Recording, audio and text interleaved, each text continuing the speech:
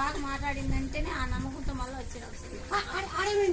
ఆడ ఆమె రెడీ అయిందని స్వామి. ఒక ఆమె మల్లెపూలు మూసి అక్కడ ఆటబాబులం బాగలేక ఆమె ఈడికి వచ్చాను ఆమె నిలిచిపోయిందంట. ఆమెకు ఏడుకి వచ్చినా మల్లెపూలు మూసి వచ్చి ఆమెకు ఆడ బాగైందంట. హైదరాబాద్ లో ఈడే ఆడ ఆమెకు బాగైందంట స్వామి. ఆ నమ్మకం మాకు బాగా